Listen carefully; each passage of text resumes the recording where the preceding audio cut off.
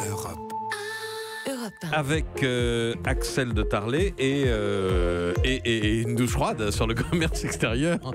Les mauvais chiffres de septembre montrent que la bataille de la compétitivité, Axel, est loin d'être gagnée. Eh bien oui, sur les 9 premiers mois de l'année, la France cumule déjà un déficit commercial de 48 milliards d'euros. C'est plus que pour l'ensemble de l'année 2016. Ça veut dire que le Made in France ne se vend pas, que le consommateur préfère acheter des produits fabriqués ailleurs, en Allemagne, en Chine, en Italie.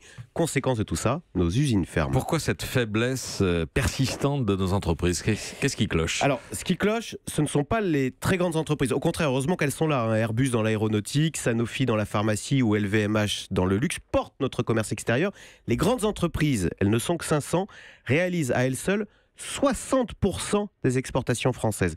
Mais après, le problème, c'est que c'est le désert. Le problème de la France, c'est la grande fragilité de ce qu'on appelle les ETI, les entreprises de taille intermédiaire, celles entre 250 et 5000 salariés. Ce sont celles, vous savez, qui précisément font la force de l'économie allemande. Ça veut dire que toutes les politiques de compétitivité menées depuis des années ont échoué.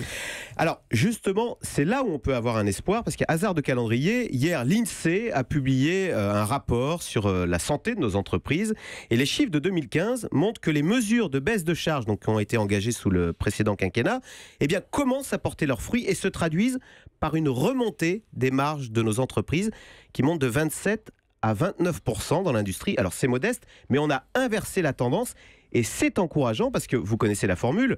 Les marges d'aujourd'hui, ce sont les investissements de demain et les emplois d'après-demain.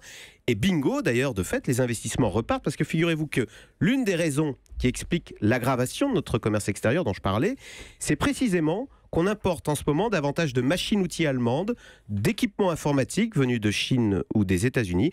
Écoutez, on croise les doigts en espérant voir là le signe d'une reconquête de notre industrie, de nos entreprises, parce que c'est un combat crucial. Axel de Tarlet. Europe 1.